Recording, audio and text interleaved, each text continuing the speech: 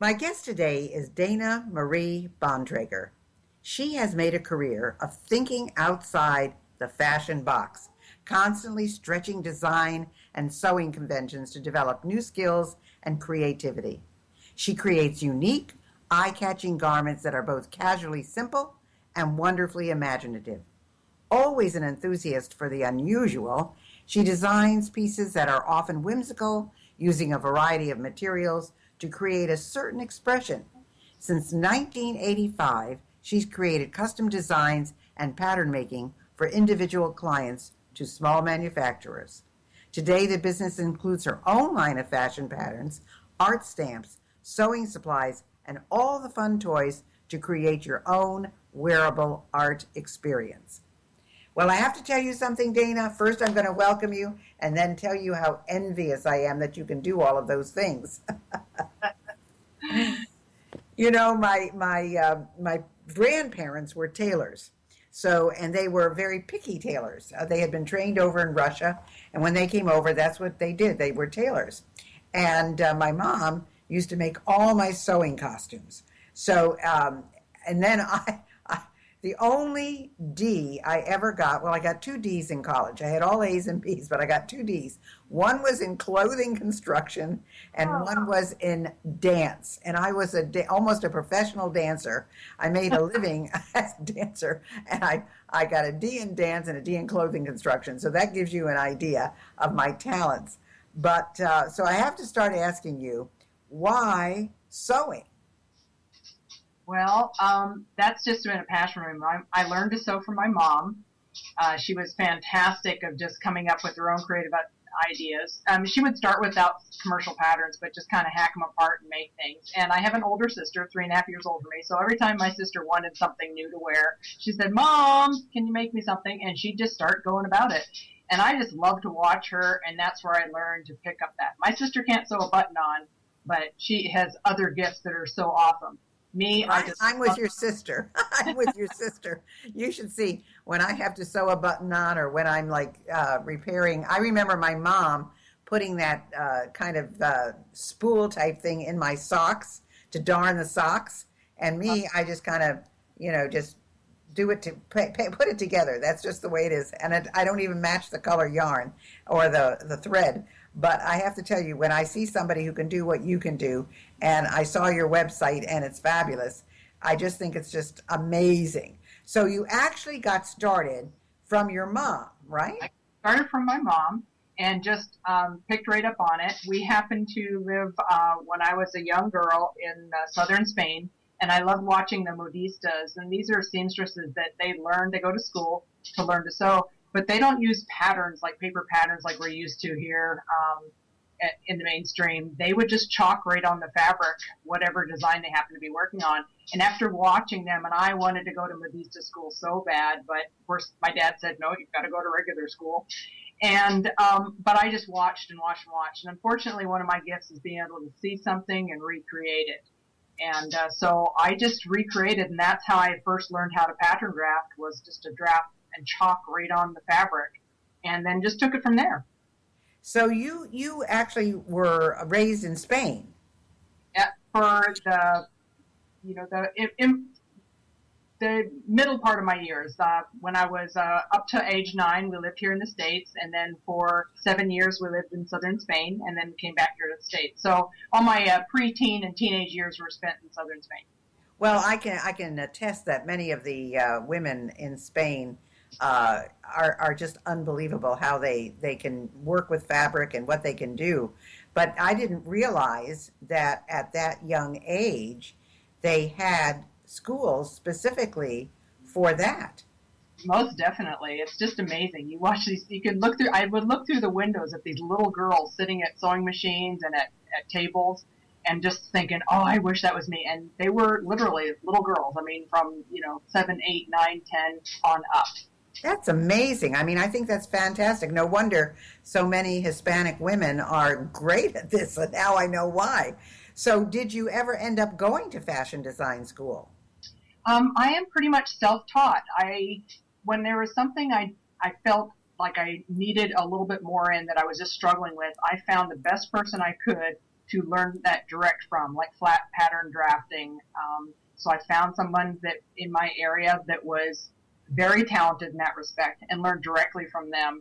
I studied art in college in all forms, and textiles just happens to be my medium of choice.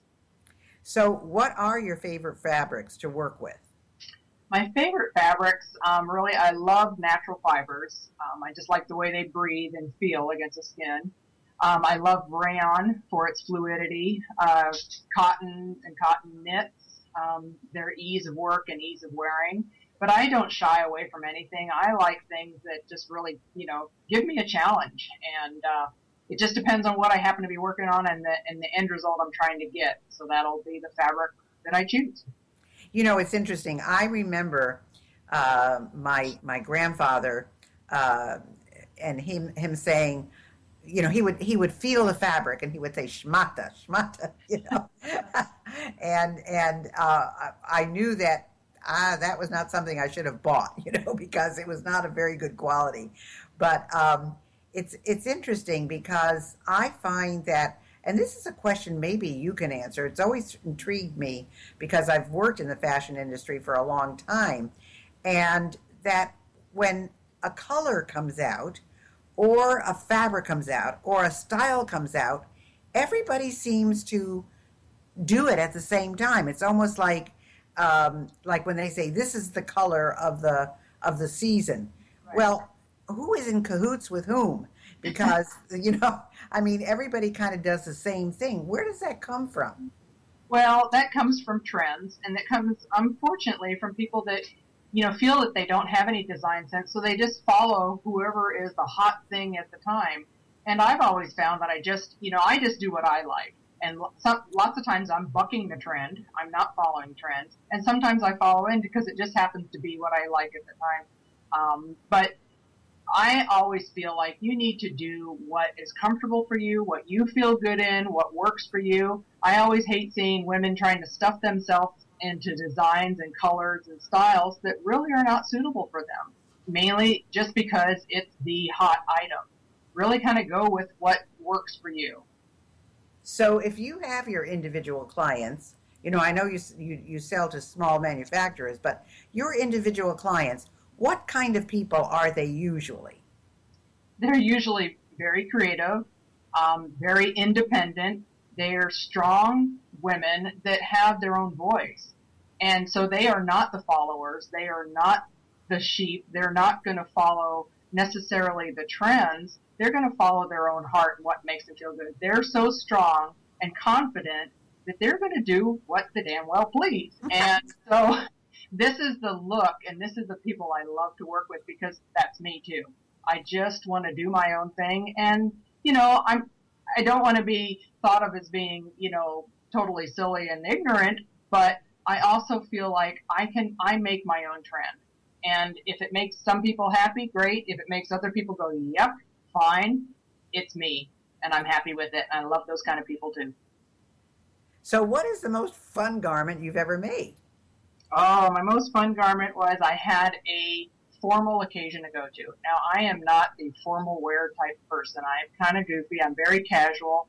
And I thought, man, I've got this formal thing to go to. I know we have to dress up. It's like, what can I possibly make? And I thought about the dress, and I thought about, the traditional formal wear. And I thought, you know what?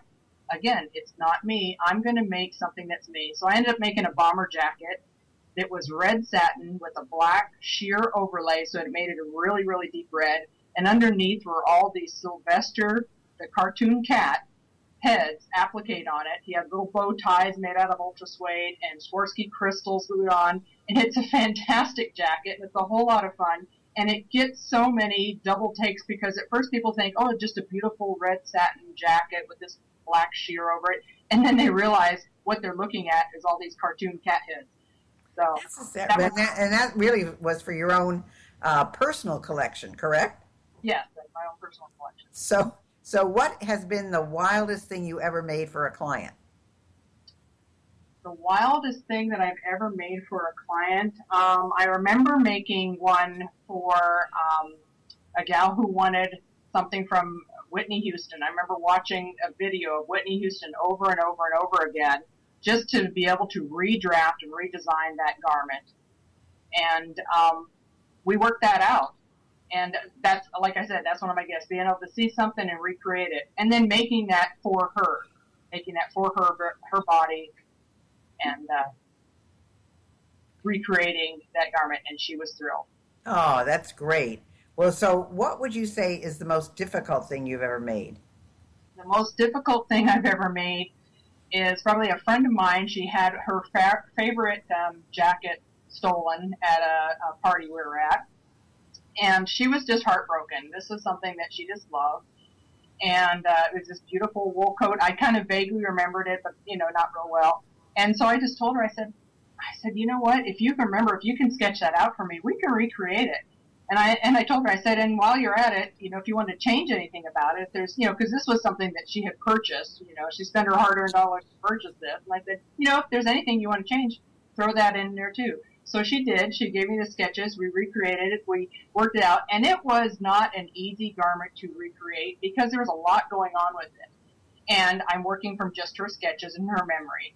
And we just did some test samples and created a coat for her that was even better than the one that was stolen. So she was thrilled and I was thrilled. And I loved the challenge. It pushed me in my skill set to create that for her. And that was awesome. Well, I would think making a coat would be extremely difficult. I mean, you're working with a heavier fabric and you're it's something that goes over something else. So I can see where that would be a challenge. But if people wanted to buy your products, I mean, where do you sell them? Where could they go to see them? Well, I sell my patterns from my website. I have two websites, danamarie.com, and I have my Sewing Notion website, thesewingplace.com, where I sell sewing notion supplies and fabrics and interfacings, all the things that you need. I do not sell finished garments other than I sell my samples when I'm testing a garment and making samples for fashion shows and things like that. But all my things are available online. Well, that's fabulous. The only thing I find now, I'm sure most women may not be like me, but, I find it difficult to purchase online because I'm never sure they're going to fit. My measurements are not necessarily, I can take my measurements and I can send those in, but I have found that I don't really have a classic body that everything will fit. When you're a model, and I used to, have a very top modeling agency, and you're 5'7", 8'5", 5'9", you're 110, 120 pounds, you can wear just about anything and fit into it. But, I'm short and I'm round. I'm not overweight, but I am round. I'm a curvy person. So I'm always worried that something isn't going to fit. So how do people do that when they're ordering online from you? Well, I'm selling sewing patterns. So part of that is that these are sold to people that either sew themselves or they're going to hire somebody to do the sewing for them. And all my patterns are graded, so they come multiple sizes. People, when they have something sewn up or sew it themselves, they're going to work with the sizes that are closest to them. And it's a matter of fitting. It's really hard to purchase finished garments, like you said, online because, again, it's a fit issue and you can sometimes get close and sometimes not. And then it's a return policy. That's the beauty of sewing because you can make it for your measurements. Well, that's great. Yeah, I know my mom used to use patterns and I just looked at it and said, okay, I think I'm in the same category as your sister. But so where do you see fashion going? Do people, and how do people come to you? Is it mostly by referral or is it through keyword search or how do people find you? Well, a lot of it is from Google searching. Or if I am at a trade show, I usually go to the largest trade show in the nation, the Sewing Institute Expo in Puyallup, Washington. And also from word of mouth. Somebody might have tried a pattern and just really loved it. They find my website online. Or I might be doing a workshop at a guild where we're doing a live trunk show. There might be a fashion show I'm attending where my garment designs are a part of the fashion show. And this is where they can find me. They can always visit the website or email, and I'm happy. I love talking with people and helping them figure things out, especially when maybe they have some sewing challenges, or maybe they're not really a garment sewer.